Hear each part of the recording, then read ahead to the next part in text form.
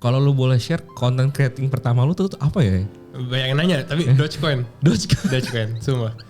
Udah kayak lumayan kayak Tuhan ya, dia ngomong jadi langsung naik itu The Candle. Soalnya gue inget saat itu gue kena likuidasi. Oh ya? Gue kena likuidasi cek candlenya Elon.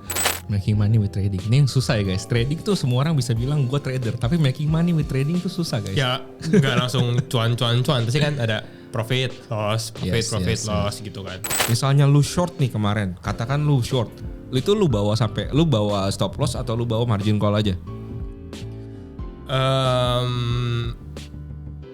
Iya.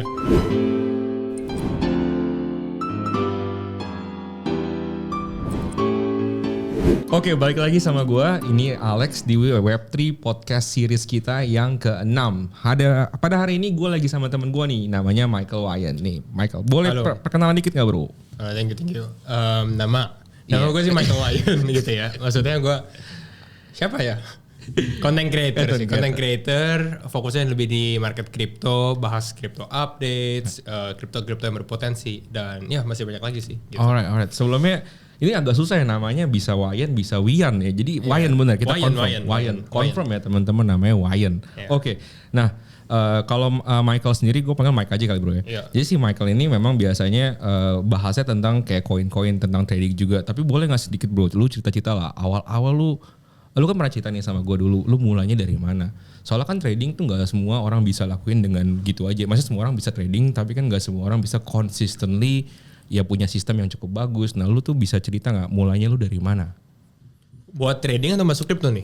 Both lah, boleh dari overall lah ya, background overall. Gitu ya. Yes. Sebenarnya kalau misalnya buat background, ya mungkin gue hampir banyak sama seperti orang-orang lain juga gitu ya. Gue baru misalnya masuk benar-benar terjun dan deep dive ke dalam market crypto sendiri atau Web3 world ini di tahun 2020. Ya, itu kan ya pada saat pandemik gitu ya, dimana banyak waktu juga, dan gue melihat ini ada potensi sebenarnya. Yes. Di saat itu kan nggak terlalu banyak orang yang melakukan edukasi terhadap market juga, dan ya gue orangnya memang suka research. Oke. Jadi gue share research gue aja. Jadi awalnya mulanya tuh sebenarnya bukan gue mau bikin YouTube channel nih, nggak kayak gitu. Okay. Mulainya sebenarnya lebih ke arah ya udahlah, daripada gue keep it to myself, gue buat diri gue sendiri, gue share aja biar orang-orang lain juga tahu gitu. Nice. Jadi iseng lah. Oke. Lu mulainya 2020 buat content creatingnya. Mulainya sih 2020 tuh drilling. Gue baca white paper, baca ini. 2021 gue kayak baru mulai content creatingnya di 2021 dan lu mulainya langsung di YouTube gitu. Masuknya di YouTube. Kalau lu boleh share content creating pertama lu tuh apa ya? Banyak yang nanya, tapi Dogecoin, semua. Dogecoin. Yeah. Tapi saat itu Dogecoin itu seinget gue berarti masih zaman-zamannya itu sebelum di pump sama Elon atau sesudah? Pas di pump. Oh pas itu pump. Makanya gue cukup riding the momentum sih, karena pada saat gue bikin video pertama gue, sebenarnya awal gue ngeliatin orang content creator crypto lainnya lah, mulai di luar ataupun yang di Indo. Terus gue kayak, ini gue juga bisa bikin kayak gini gitu. Oke. Jadi gue bikin aja lah gitu kan. Terus baru gue bikin video pertama gue kalau nggak salah sehari itu udah langsung 1000 view. 1000 view tuh kan sebenarnya kalau lu 0 subscribers dapat 1000 view itu keren juga kan. Gokil man, gede banget man. Lumayan juga gitu kan. Yeah. Terus gue kayak ya udahlah. Terus memang waktu itu kan Elon lagi nge-pump Doge tuh. Jadi gue kayak ya gue update aja terus gitu. Dan memang gue kan ada background analisa teknikal juga kan. Jadi gue kayak ya udah gue update sekalian. Lu beli di sini, mendingan tunggu turun dulu gitu kayak gitu. Tapi di situ lu mention atau lu charting juga? Charting juga. Lu charting di si Dogecoin itu. Ya walaupun sebenarnya in reality chartingannya tidak, maksudnya sama Elon kan agak beda. Maksudnya Elon kalau dulu udah kayak lumayan kayak Tuhan ya. Dia ngomong jadi langsung naik itu The Candle. Soalnya gue inget saat itu gue kena likuidasi. Oh ya. Gue kena likuidasi cek candlenya Elon. Kan dulu ada God Candle ya, Elon Candle-nya itu gue kena men. Gue lagi shorting Doge waktu itu, jebret meninggal kan ibaratnya. Nah dari konten itu sampai sekarang kalau gue lihat mungkin mulai tahun lalu kan lu sempet bahas banyak hidden gems gitu lah ya. Kan kita sempet even nanya-nanya lah kayak tentang konten yang altcoins, hidden gems. Kalau di cycle lalu banyak banget tuh narasi kayak gitu. Kayak misalnya kalau sekarang ada L2 lah, narratives, RWA, AI. Kalau lu sendiri sih Mike, gue boleh nanya nih, kira-kira hidden gems dari lu tuh koin-koin altcoin yang lagi lu lirik yang lu suka tuh kayak gimana ya? Oke. Ngomongin hidden gem ya. Iya, I mean overall sebenarnya kalau kita tarik kembali, gue memang sering banyak ngomongin tentang hidden gem sih. Tapi apa yang menarik ya? Kalau gue personally, gue cukup bullish terhadap RWA atau real world asset. Gitu ya. Tapi ya pasti walaupun dia bullish, tantangannya tuh ada gitu. Dan menurut gue tantangan utama dari RWA itu kan regulasi gitu. Dan kalau kita sebelum bahas hidden gemnya juga, kita harus lihat dulu market situationnya saat ini gimana gitu. Personally kan lagi lumayan hot kan. Ini sentimen lagi mulai membaik, betul nggak? Pada saat kita bikin video ini kan lagi. Ini September 25. The Fed baru cut 50 basis point kan. Yes. Langsung market mulai ada sentimen kembali lagi positif gitu. Dan menurut gua ini kalau misalnya kita bisa bertahan seperti ini, mungkin kuartal 4 bakal cukup menarik gitu. Istilahnya ini menjadi, kalau misalnya lu main bola gitu ya, ini babak kedua. Oktober. Babak kedua kan. Babak satunya kan di Januari, Februari gitu kan. Terus kita half time break gitu kan. Jadi off-season sudah tiba ya? belum, gua gak ngomong gitu. Gua gak mau ngejinx, takut gua. Jangan ngejinx. Kita cuma melihat aja, diam-diam. Jadi ini secret ya guys. Jadi jangan lu sebar-sebarin videonya. Ya, tapi kalau gue lihat di babak pertama gitu, istilahnya di awal tahun gitu ya, koin-koin RWH itu lumayan performing. Ya, betul. Ya kalau misalnya lu mau ngomong top, misalnya Ondo, tapi lu juga lihat ada Om, mantra Om, itu juga naik. Dan masih banyak lagi karena koin RWH itu kecil-kecil biasanya. Jadi orang-orang nggak aware gitu. Jadi menurut gua itu naratif yang sebenarnya lu bisa explore lah gitu. Tapi kalau kita ngomongin tren yang lagi cukup hot saat ini dan mungkin lebih ke arah bukan yang kecil-kecil banget gitu ya. Layer 1 itu cukup menarik, layer 1. Setuju gua. Iya kan? Gue baru bahas kemarin bikin video juga, layer 1 menarik banget. Iya. Ya lagi yang naikin tuh Sui, Sei, Aptos. Yes. Itu kan layer 1 semua. Yes. Narasinya mereka adalah, oh ini the next yang bisa lawan Solana lah atau apa gitu ya. Dan menurut gue ya pada saat ada narasi kayak gitu, mungkin lu jangan secara, kalau misalnya altcoin jangan terlalu lihat secara long term, 5 tahun lagi kayak gimana gitu. Wah berat sih. Iya. Tapi lebih karena lu lihat secara short term aja. Ya. Jadi lu gunain ini sebagai riding the wave juga gitu. Mungkin lu udah beli pada saat dia lagi naik ke atas kan. Tapi pada saat lu beli, ya lu tahu lu bakal exit juga eventually. Lu kayak ini ada kesempatan nih lagi naik, udah ikutin aja. Ini ya ibaratnya kayak don't marry your bags lah. Iya, never marry your bags. Yes. Apalagi kalau altcoin ya. Iya, altcoin. Tapi gue setuju Mike sama lu. Menurut gue juga L1 ini kan kemarin kita ke beberapa event juga kan. Jadi L1 ini gue lihat yang salah satu lumayan. Tapi satu yang menurut gue oke juga. Tadi gue tambahin satu adalah Berachain. Kalau dari sisi gue ya, ya mungkin agak beda. Ya, tapi ya Berachain oke, tapi belum bisa dibeli nih. Iya benar belum bisa dibeli. Cuman ini upcoming menurut gue yang kemarin gue sempat bahas juga, beberapa orang juga sama ngelihatnya. Cuman kalau sekarang permasalahannya Berachain adalah delay. Karena kan seharusnya pertama kalau nggak salah Juli ya dia mainnetnya, terus Bartio-nya lumayan oke. Lalu next date-nya which is September dia juga miss the deadline. So we will see kapan. Kemarin gue diledekin mulu gara-gara gue nge-shield Berachain, dibilang iya, gue bilang Oktober kapan next? Oktober 2025 atau 2026? Cuman gue nggak tahu ya. We'll see. Tapi gue cukup bullish sama narasi L1 juga. Kalau selain daripada itu gue sebenarnya ada satu lagi Mike. Which is narasi coin exchange. Oh ya, itu menarik juga sih. Nah literally sekarang tanggal 25 dan CZ itu bentar lagi keluar. Which is 29 September ya. Jadi gue yakin banget, ya gue kan gak mungkin bisa upload video secepat itu. Cuman koin-koin memesnya tuh bakal bertebaran banyak banget. Kayak misalnya memes berhubungan dengan CZ, berhubungan dengan Binance, pasti tuh banyak banget. Yeah. Dan juga secara tidak langsung gue yakin dari sisi Binance sendiri pas dia keluar gak mungkin kayak gitu-gitu aja. Pasti membuat sesuatu lah. Kayak misalnya mega drop lah atau something yang bisa lu utilisasi BNB-nya. Yang besar gitu kan. Kayak the big event. Karena kan CZ keluar juga gitu kan. Better capitalize dari momentum tersebut gitu kan. Gue setuju. Makanya gue juga cukup yakin BNB ini dari sebelum kayak dari 3-4 hari lalu gue enter posisi sebenarnya long. Dan ini lagi riding aja. Karena gue cukup yakin banget ini sampai CZ keluar ini cukup safe backs lah. Kalau menurut gue ya. Cuman by the time videonya up ya kita lihat marketnya udah beda pasti kan. Nah selain daripada itu gue ngeliatnya koin apa lagi yang misalnya bisa kayak gini. Yang maksudnya kan kalau BNB gue personally dari 2017 tuh hold yang masih harganya $2 men. $2, $3 kecil-kecil gitu. Cuman gue TP di $25. Gue mikir anjir gue jenius waktu itu. ternyata ya gue goblok. Sekarang udah 500 ya? 600 bro. 600. Jadi maksud gue kira gue jadi ternyata gue goblok gitu ya. Kita ngelihat koin apa lagi yang bisa kayak gini. Kan kalau lu lihat dari OKX ada OKB-nya ya. Itu juga sebenarnya narasinya menurut gue udah agak telat lah, udah 15x lebih. Jadi kalau gue ngeliatnya di sini CET yang kemarin tempat lu bahas juga di video. Yeah. Kalau gue lihat di sini dari sistem burningnya, itu kan artinya setiap bulan dibakarin terus. Artinya supply yang akan ada di market cap itu berkurang. Dan lu lihat diluted di marketnya itu udah almost 98%. Jadi kenapa gue bullish banget. Dan sebenarnya ini udah pernah gue share di harga 0,0058. Dan pada saat video ini dibuat, gue sambil konfirmasi. 0,008 kali ya? Iya 88 bro. Sebentar. Gue cek lagi. Itu sekitar segituan. Jadi 0,0083. 0,83 udah agak turun sedikit. Cuman maksud gue, inilah kenapa gue bullish banget gitu di koin-koin exchange yang memang ada utilisasinya gitu. Dan kalau gue lihat kenapa CET ini ada utilisasinya, kan sekarang ini salah satu exchange yang sebenarnya di Cina besar, tapi utilisasinya masih kurang. Dan di saat dia menambahkan utilisasi kayak kemarin ada namanya mining pool which is launch poolnya, ini berarti akan orang dipaksa pakai CET-nya.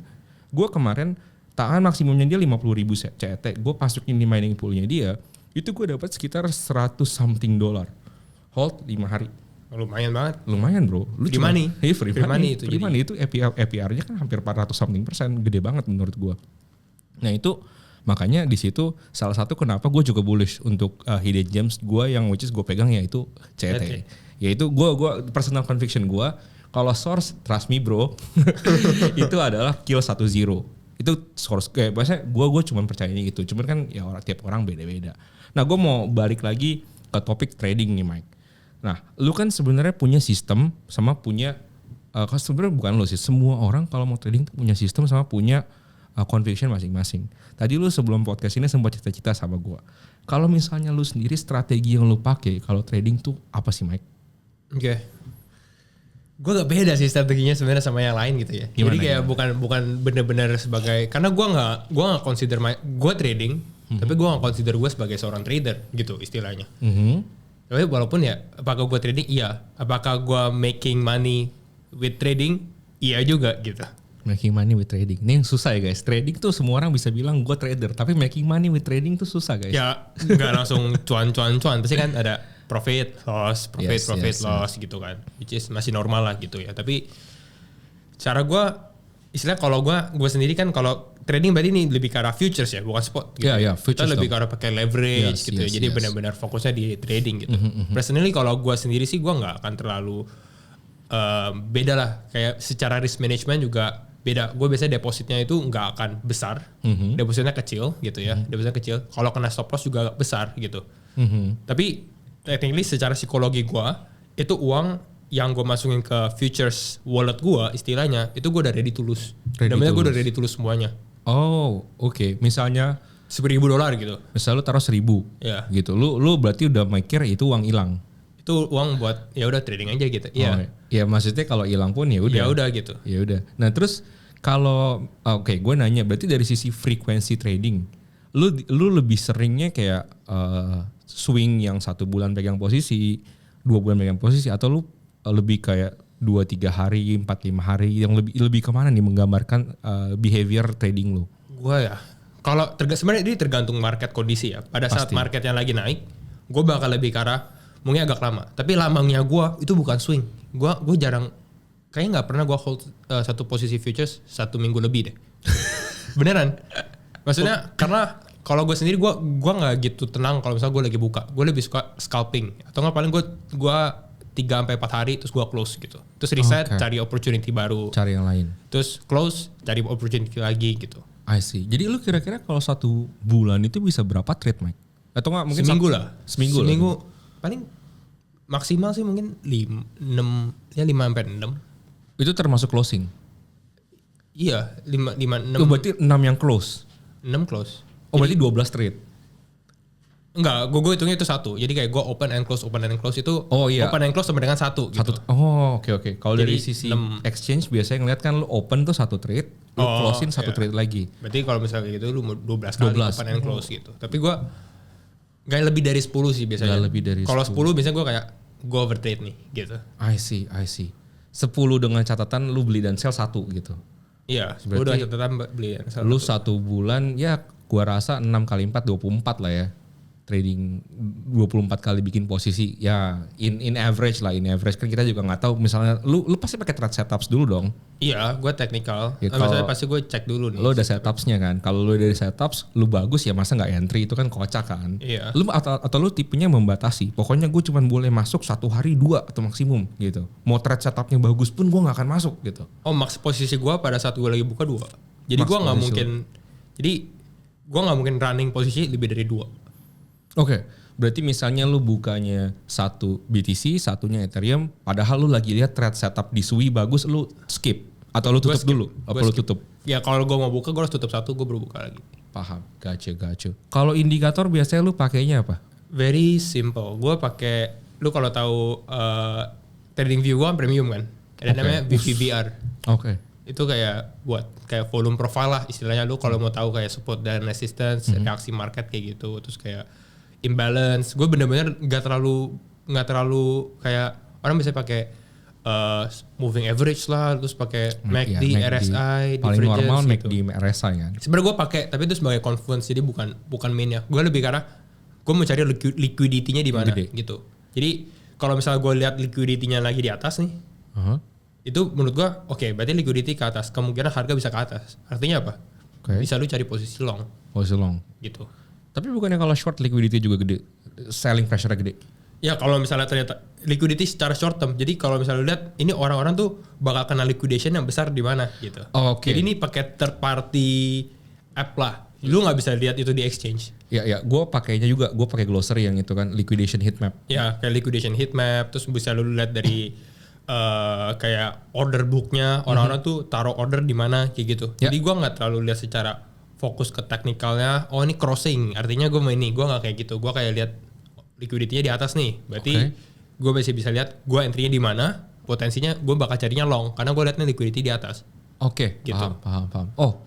By the way, gue boleh nggak nanya kayak misalnya tools yang lo pakai nih, tadi kan lo mention satu lo pakai TradingView, ini gue rasa cukup basic, tapi tetap akan gue listing di bawah lah, misalnya tools-tools apa yang lo pakai, kan gue yakin selain technical analysis, normally orang akan ngelihat macroeconomic secara general.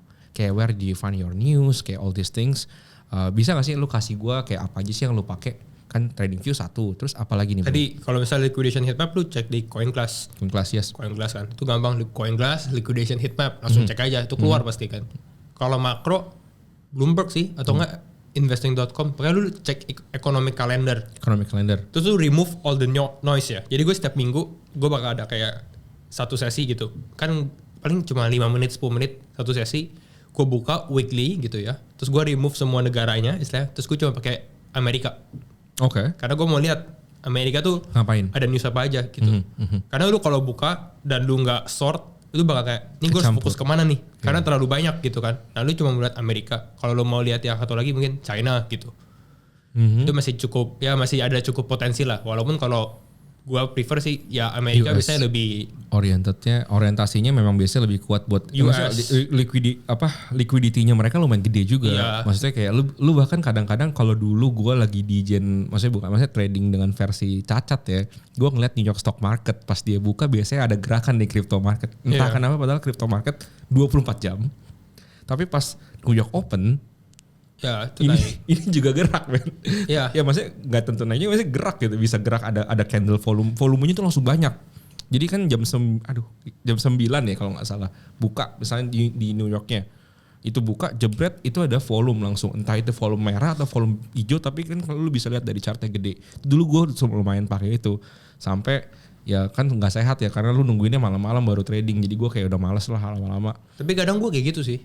Lu kayak itu memang sebenarnya work kan. Itu tapi memang itu serem sih. Maksudnya berarti kan kalau misalnya gue buka posisi malam ya tidur. Untungnya ya jam tidur gue masih normal gitu ya. Jadi gue bukan kayak gue bangun jam 3 pagi, jam 4 pagi buat trading gitu kan.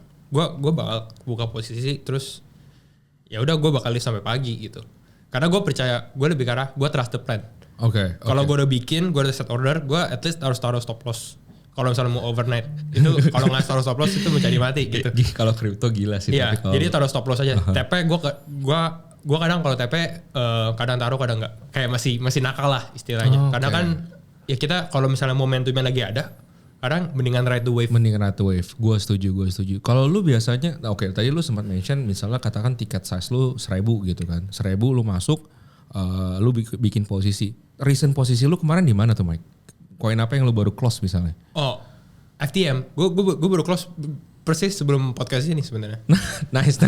Jadi lu story kenapa? Misalnya background story. Oke, kayak ini kan kita masukin into live actions ya misalnya. Kenapa lu waktu itu bikin trade di FTM dan setup apa yang lu pakai dan hasilnya gimana?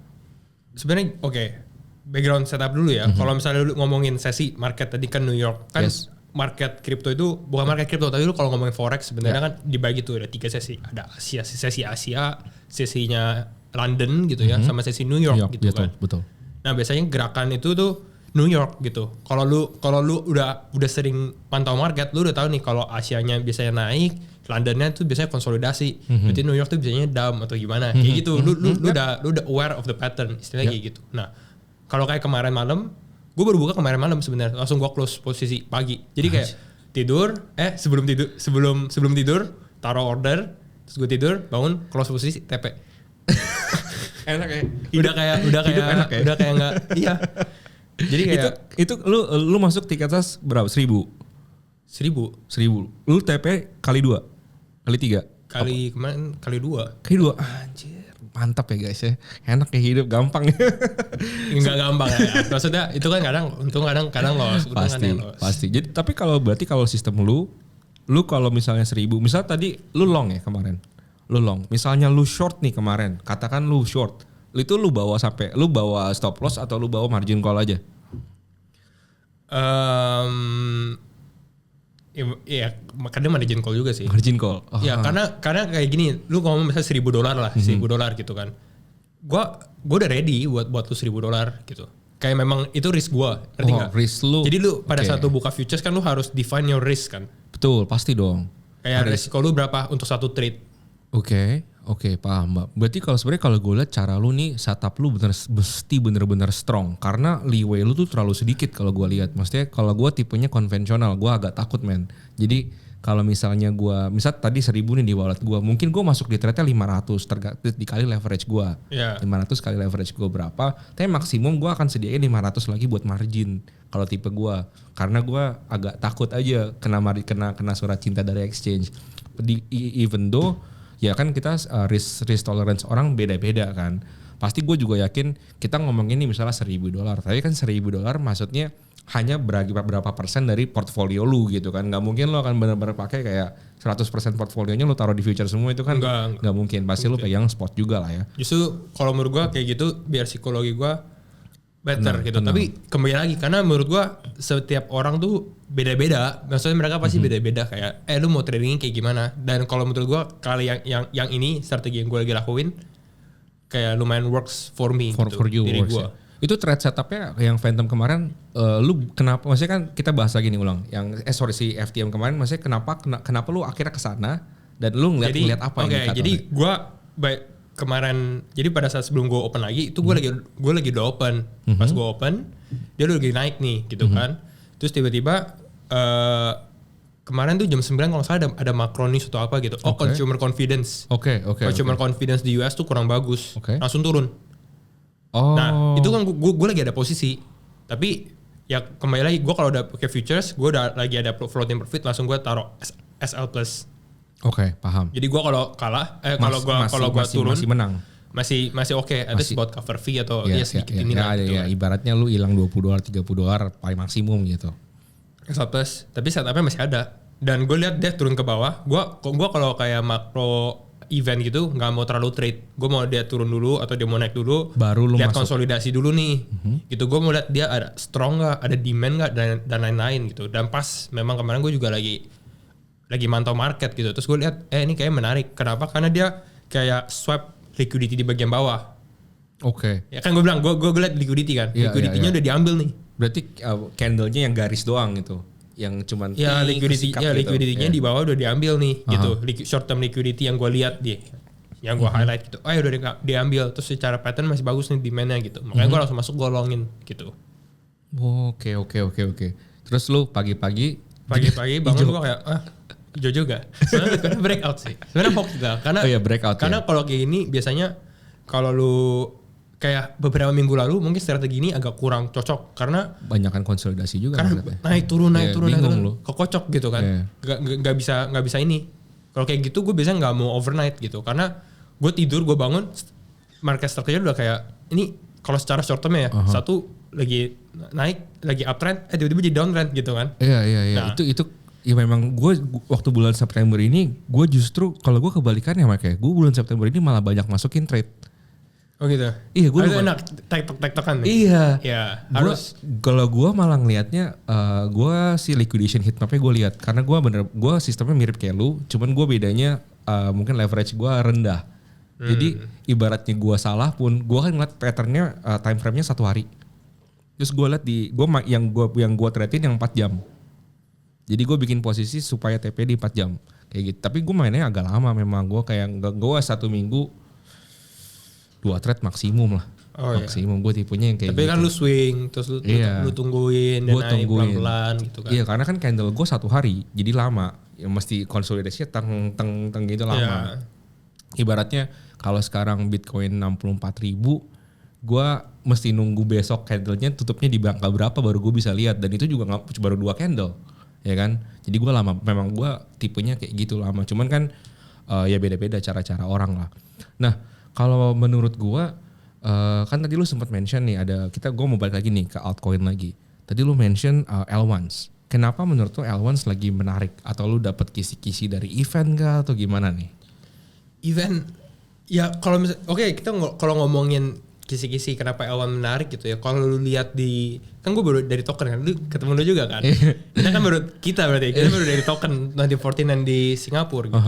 Terus memang kan sebenarnya L1 khususnya kayak Solana sih. Ya. A lot of talks about Solana. Kayak ngomongin Solana. Lalu gue ngeliat juga orang-orang ngomongin Telegram ekosistem Ton.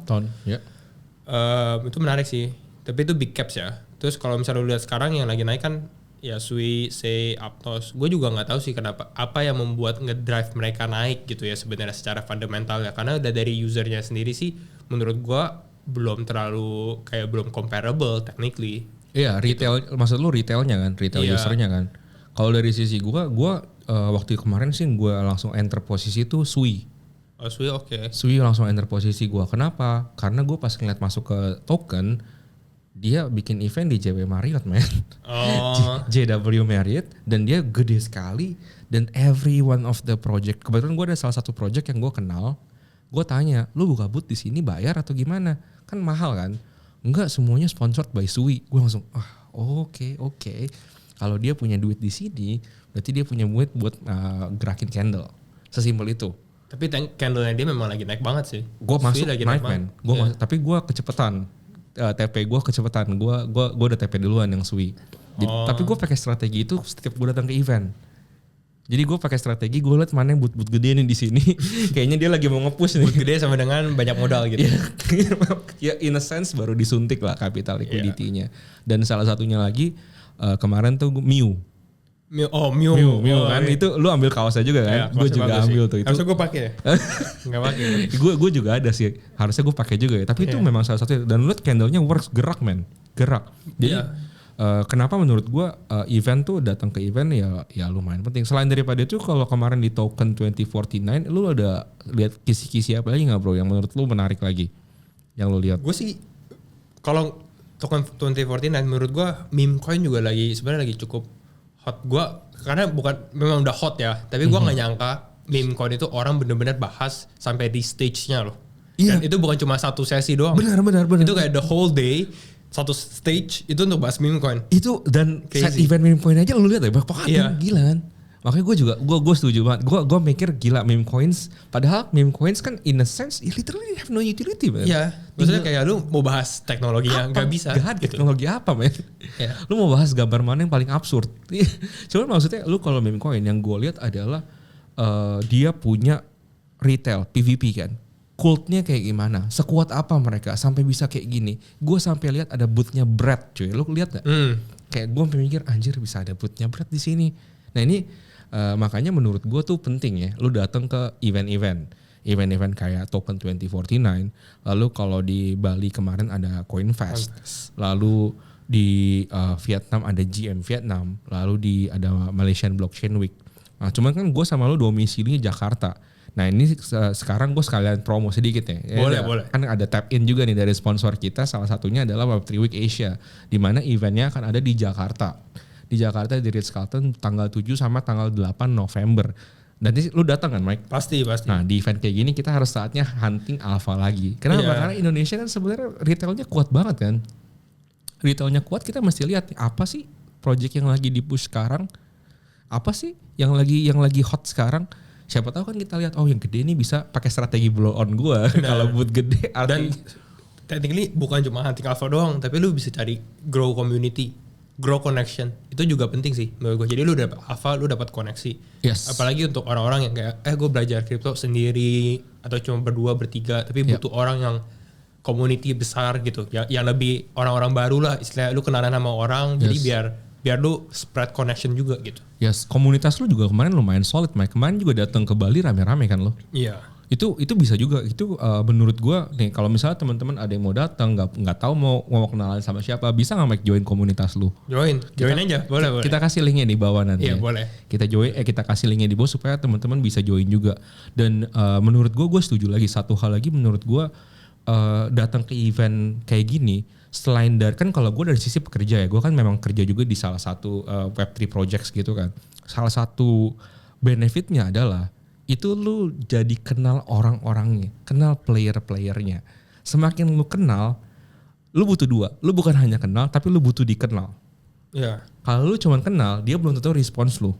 Tapi kalau lu dikenal sama playernya, lu ngechat tuh dibales gitu. Nah, begitu hal itu kejadian, makanya lu bisa dapat, kalau gue kan biasanya konten gue kayak tentang kerjaan gitu kan. Lu bisa dapat opportunity. Ya enaknya di Web3 kan, ya lu bisa dapat 1, 2, dapat 3.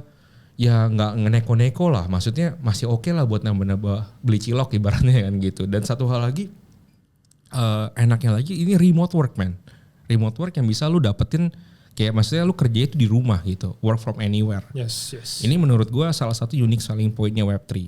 Dan di Web3 Week Asia ini memang mereka akan ada first job fair ya. Ini pertama banget di Indonesia, bahkan mungkin di dunia ya, yang akan mengadakan di mana lu tuh bisa masuk, ketemu langsung sama calon employer lu. Lu bisa langsung ketemu sama mereka. Tapi tadi gue bilang kuncinya bukan hanya lu tahu mereka, tapi mereka juga harus tahu lu. Nah caranya gimana buat mereka tahu lu? Ya lu mulai aktif lah di sosial media. Benar. Lu mulai aktif ketemu kalau di event-event yang kecil, ketemu orang-orangnya, disapa orang-orangnya. Misalnya lu ketemu Michael nih, ketemu Mike, ya disapa orangnya, join komunitasnya. Tapi jangan join komunitasnya terus nggak ngapa-ngapain. Biasanya kalau orang join komunitas tuh ngapain Mike? Ya sebenarnya aktif diskusi sih udah oke sih. Nah. Tapi gua setuju banget. Misalnya lu join nih, kayak kita ngomongin Web3 Week Asia dengan job fair itu ya. Kalau perspektif lu ada, lu mau tahu kerjaan di Web3, menurut gua, lu jangan approach this as if kayak, gue butuh kerjaan, gue mau dong. Kayak gitu. Ya. Lu kalau approach this gitu, nggak akan ada yang mau. Betul. Lu harus kayak, lu ada opening ini, gue bisa kayak gini, bisa nggak gitu? Ya, dan gue sebenarnya yang gue lebih suka lagi, ini bahkan gue ngelakuin pribadi ya, itu kadang-kadang gue tahu gue punya value apa. Misalnya gue punya value, contoh, gue jago gambar. Gue bisa bikin art drawings buat NFT. Gue tuh suka datang ke project, misalnya gue akan bilang, bro gue udah bikinin ini project, misalnya ini gambar buat project lu, kira-kira bagus nggak? Kalau bagus gue bisa bikinin lagi bro, lu nggak usah bayar gue apa-apa, just kredit aja lah buat gue. Misalnya kayak ini kreditnya by si Alex misalnya, atau by Michael yang gambar ini, sesimpel itu. Iya. Dari situ kan orang lain bisa lihat, oh nih misalnya si NFT ini pakai bekasnya si dia nih artisnya. Nah itu yang ini menurut gua orang tuh banyak nggak tahu gitu. Orang tuh maunya langsung nggak punya pengalaman apa-apa, minta gaji gede banget gitu kan, kayak ya sorry. Karena mau terkenal Web3 itu gajinya gede gitu. Nggak tapi salah. Value-nya yang lu harus bring juga harus gede gitu. Betul. Lu mesti punya value dulu supaya orang nyamperin lu. Kalau lu cuma tiba-tiba datang orang minta tuh gimana? Maksudnya susah. Kalau lu datang tangannya begini sama tangannya begini tuh beda. Ya kan? Kalau tangan begini orang akan lebih kayak ini orang mau ngambil sesuatu dari gua. Sedangkan kalau datang tangannya begini, lu tuh mau beri sesuatu. Apa yang lu bisa beri? Ya skill lu. Iya. Kayak tadi lu bisa gambar ya itu skillnya. Terus lu cari jadinya win-win solution kan. Betul. Nah disitulah menurut gua kalau lu nanya mulainya dari mana bang? Ya dari situ mulainya, lu kasih value lu ke orang lain gitu kan. Tapi satu hal lagi, gue balik lagi sesuai sama tema kita kan. Misalnya tema kita tuh ya trading dan juga hidden gems ya di sini. Salah satu yang lu bisa lakukan di Web3 ekosistem yaitu adalah menjadi traders gitu. Traders itu kalau lu bisa tekunin dengan sistem yang bagus yaitu lumayan profitable. Tapi caranya gimana? Yaitu susah. Karena nggak bisa menurut gue orang baru belajar langsung quit the job lalu menjadi day trader. Yeah. Menurut lu punya saran nggak kalau buat orang-orang kayak gitu? Nggak sih, itu trial and error sih sebenarnya kalau buat trader. Itu lu nggak bisa, karena orang masuk Web3 trading as if mereka punya ekspektasi adalah gue langsung bisa financial freedom nih kayak gitu. Nah itu udah salah banget gitu. Betul. Karena ntar lu lihat lah kalau buruan gitu ya banyak orang kayak udahlah nggak butuh kerja, nggak butuh sekolah. Which is menurut gue berat ya. Ya lu di bull market mungkin lu berasa kayak lu nggak butuh gitu. Tapi nanti di bear market tuh berasa lu butuh. Gue setuju. Padahal banyak orang bilang, gue bisa jadi day trader. Kalau jadi day trader market kayak gimana pun bisa up bisa down, gue tetap bisa buka trade. Gak salah. Bahkan sebagai seorang trader sendiri ya, gue nggak bisa bilang kayak, gue pasti bakal profit juga gitu. Karena bahkan kayak man on man kadang kita kayak, kadang agak sedikit loss, kadang profit gitu. Tapi eventually yang penting adalah konsistensi. Kalau ngomongin trading ya. Nah jadi sekarang kalau lu boleh kasih 3 tips, kan lu udah beberapa tahun nih trading. Ya. Kalau lu boleh kasih 3 tips yang lu pakai atau misal conviction lu kalau gua mau mulai trading atau ada orang ngomong bang gua mau mulai trading asik, itu mulai caranya gimana bang? 3 aja. Yang pertama sebenarnya kalau menurut gua orang mulai trading itu mulai modal kecil dulu. Oke. Okay. Karena gue juga dulu langsung masuk kayak lumayan gede sih. Jadi gue learn from my lessons dulu gitu. Karena menurut gue lu nggak bisa trading tanpa lu praktek. Gitu. Lu nggak bisa mulai trading tanpa lu praktek. Jadi lu harus praktek. Tapi pada satu praktek pasti lu loss juga gitu. Karena lu harus perfect, lu punya strategi sesuai dengan kayak psikologi lu gitu. Jadi itu yang pertama. Jadi mungkin mulai modal kecil. Terus yang kedua, kecil itu relatif bro. Mungkin bisa dikasih tahu kayak misalnya berapa resiko dari total. Misalnya lu punya uang jajan 1 juta rupiah. Kecil tuh berapa? 100.000 kali. 10% berarti kira-kira sekitar 10% dari total uang lu buat lu masukin. Iya. Gitu. Benar-benar itu uang belajar lu dulu gitu. Uang belajar tapi benar-benar kecil. Tapi entah lu harus perfectin strategi itu dulu. Cocok gak sama psikologi lu dan lain-lain gitu. Baru abis itu lu trading gitu. Gotcha. Nomor 2? Apalagi ya untuk tips yang kedua ya sebenarnya hampir sama yang tips pertama kan modal kecil. Yang kedua adalah strategi orang beda-beda. Lu jangan mau ikutin si A tuh kayak gini, si B kayak gini. Gue mau ikutin A, gue mau ikutin B. Enggak, lu develop your own strategi aja. Yes, karena yang working buat lu belum tentu working buat gue. Literally barusan kita ngomong strategi lu sama strategi gue aja udah beda. Ya kan, lu tipe margin call yang misalnya leverage-nya cukup lumayan. Kalau gue tipenya yang pegangnya lama, leverage-nya kecil. Tapi itu works buat lu dan itu works buat gue. Jadi bukan berarti strategi gue lebih bagus daripada strategi lu atau sebaliknya. Bukan berarti seperti itu ya. Nomor 3? Mungkin psikologi kali ya. Psikologi sih. Ya. Mungkin secara psikologi lebih jangan fokus di upside tapi fokus di downside. Makanya gue bilang lu fokusnya di resiko. Oh, boleh dielaborate gak bro? Maksudnya lu harus fokusnya pada satu trading gitu ya. Lu jangan mikir gue bakal win atau gue bakal dapat profit sebesar apa gitu. Karena orang fokusnya gue kalau kayak gini gue bisa dapat segini gitu. Tapi lu fokus kalau misalnya loss ini kalah, resiko uang yang akan lu hilang berapa? Jadi fokusnya di risk. Oke, risk focus. Jadi maksudnya lebih ke lu rela nggak kalau ini hilang? Iya. Gitu. Karena pada saat lu udah siapin, risk gue misalnya 1 juta. Jadi pada saat gue buka posisi, kalau gue tahu gue kena stop loss itu 1 juta. 1 juta hilang. Dengan kayak gitu gue kayak ya udah, karena gue udah siap gitu. Itu ibaratnya apa ya? Learning lesson fee lu ya. Ya gimana ya namanya? Kayak lu sekolah, ikut kursus, ikut kelas juga bayar. Nah ini bayaran dalam hidupnya adalah ya ini. Tapi ya mungkin kan orang ada 1 juta gede gitu ya. Ya itu tergantung. Tergantung orang. 100.000 bisa, 10.000 rupiah juga bisa. Ya kalau kayak Michael kan mungkin $10.000 kan. Gue summarize dikit. Jadi yang pertama kita mulainya dengan modal yang relatif kecil lah ya. Maksudnya kayak sekitar 1-10% dari uang mainan lu. Yang maksudnya lu misalnya siap hilang 1 juta, lu first enter trade-nya jangan 1 juta tapi 100.000. Kalau lu masuknya langsung 1 juta ya langsung hilang kalau lu gagal. Iya. Kalau 100.000 at least lu punya 10 kali coba buat gagal, buat hilang semua, ya kan? Satu, modalnya kecil dulu. Nomor 2 tadi lebih ke gue lupa Mike.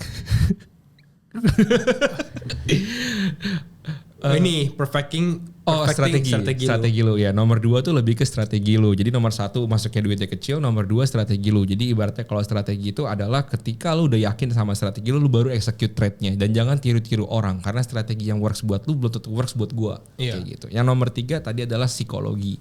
Dimana kalau lu siapinnya adalah risk focus bukan profit focus. Jadi lu lebih lihatnya stop loss itu tidak boleh gatel di pencet X atau digagalin ya teman-teman. Stop loss itu harus selalu ada ya Mike ya. Atau tipe lu ya maksudnya lu siap lah ya untuk kalau misalnya ini bakalan hilang gitu kan.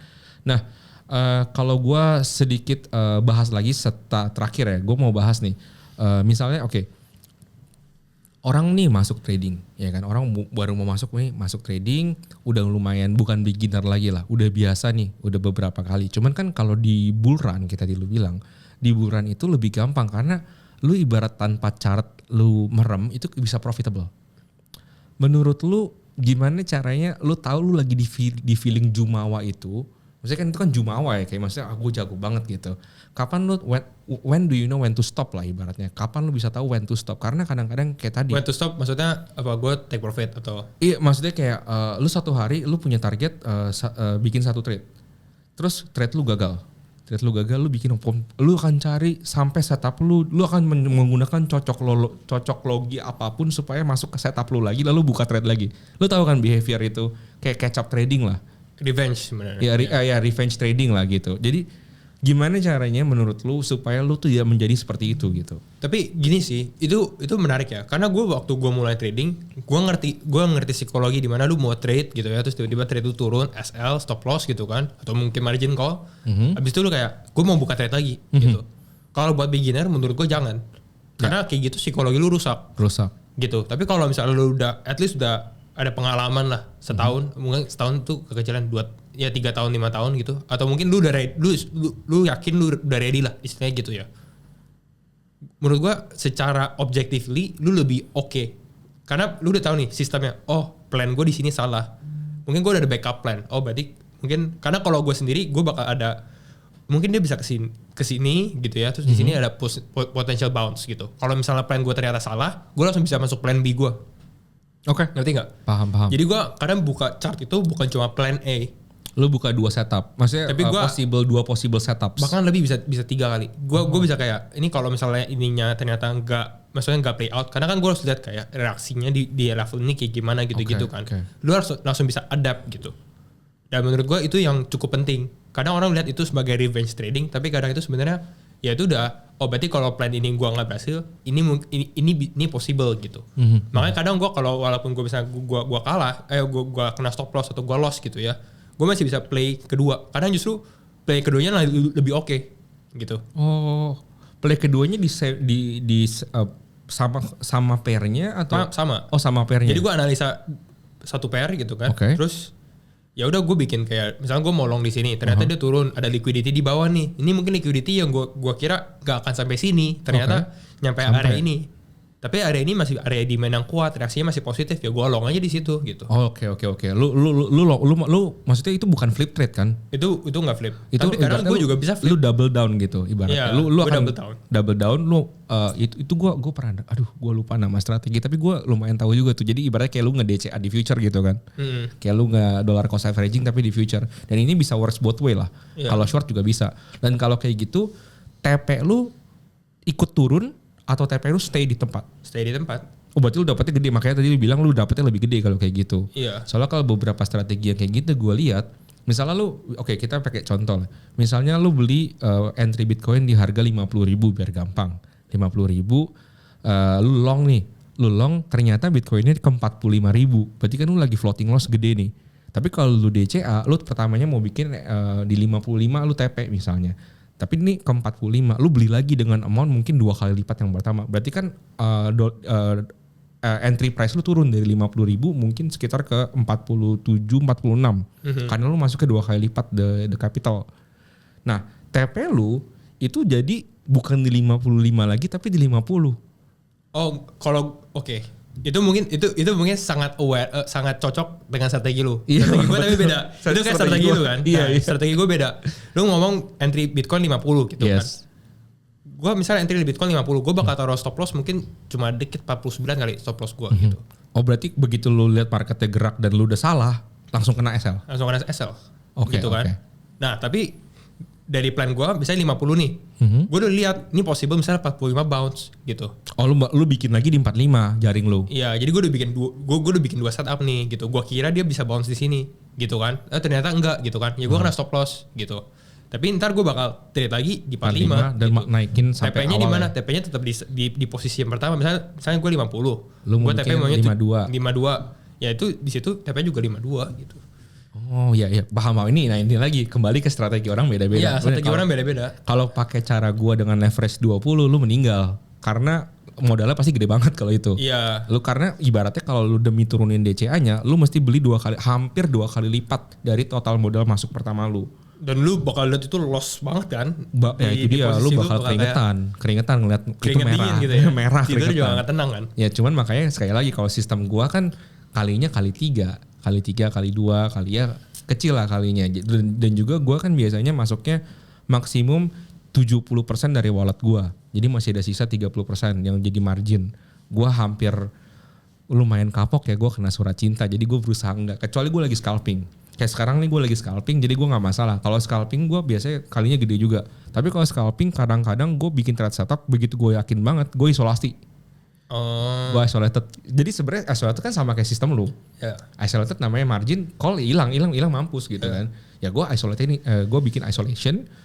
Misalnya gue masuk, ya mau jadi itu nggak akan affect wallet gue dan itu nggak akan affect trade gue yang lain. Ya gue ngerti. Ya jadi itu gue kadang-kadang. Tapi by the way kalau yang gak ngerti isolated apa, cross apa itu harus. Oh iya, harus cek di YouTube gue ada. Nah, di YouTube-nya Michael ada. Nanti gue kasih linknya juga. Lu jangan lupa kasih ke gue ini. Iya, nanti gue ada bantu. futures education lah. Maksudnya pertama banget yang kita pernah bikin. Itu masih gue bahas cross itu apa, isolated itu apa. Gitu. Yes. Jangan lupa ya guys teman-teman. Makanya ini menurut gue enaknya zaman sekarang nih, zaman informasi. Banyak banget informasi yang bagus-bagus tuh gratis. Iya. Bagus-bagus gratis. Tapi lu mesti filter. Yang mana yang bagus, mana yang jelek. Dan menurut gue kalau lu mau belajar basic trading, yang penting lu mesti tahu istilah-istilahnya dulu, ya kan? Istilah-istilahnya dulu. Tapi ya gimana pun istilah financial tuh banyakan in English. Iya. Jadi lu harus belajar. Kalau lu pengennya disuguhin dengan bahasa Indonesia terus-terusan itu agak susah. Karena kalau zaman gua dulu main PS aja pakai bahasa Jepang, men. Oh. Zaman dinosaurus masa main PS pakai bahasa Jepang gitu. Dan kita harus terpaksa ngerti bahasa Jepang. Gak ada subtitlenya. Kalau sekarang kan lu main Mobile Legends udah pakai bahasa Indonesia kan. Ya maksudnya udah enak lah ya. Itu maksud gue. Jadi orang tuh kayak gak terlalu dimudahkan hidupnya. Sampai keinginan atau drive buat belajar bahasa lain tuh jadi gak ada. Tapi sayang kayak misalnya lu jadi kayak bingung. Penting sih tapi bahasa. Bener. Kayak lu stop loss kalau di Indonesiain apa? Loss berhenti kah? Gue juga gak tahu itu. Makanya lu harus belajar stop loss itu apa kan. Kalau lu gak belajar ya susah gitu. Ya kayak gitu-gitulah maksudnya. Istilah-istilah kecil. Alright Mac, menurut gue ini udah luar biasa alpha banget information dari lu. Dan ini udah, gue thank you banget loh Mac udah hadir di sini. Dan diskusi sharing sama teman-teman kita juga di Solusi Investasi. Siap. Buat tahu kalau misalnya trading itu seperti apa. Kalau lu mau lihat hidden gems yang kayak lagi gua dan lu lagi cukup bullish tuh narasinya seperti apa, itu thank you banget juga Mike. Mungkin terakhir ada kata-kata buat teman-teman nggak nih yang lagi nonton di sini, misalnya kayak wejangan ke teman-teman, apa tuh Mike? Ya itu tadi yang kita awal, don't marry your bags. Don't marry your bags. Itu thank you for inviting you. Thank you. Gue yang thank you for coming lah. Tapi don't marry your bags itu benar banget ya. Jadi itu sedikit jelasin dikit Mike. Don't marry your bags itu kenapa tuh? Maksud gue pada saat market naik, pada saat bull run gitu ya, I think it's quite easy untuk kita making money gitu ya. Tapi pertanyaannya yang lebih susah adalah bukan lu entry-nya, tapi yang lebih susah adalah lu exit-nya. Karena orang kayak, ini kalau naik lagi gimana? Nah itu. Yep.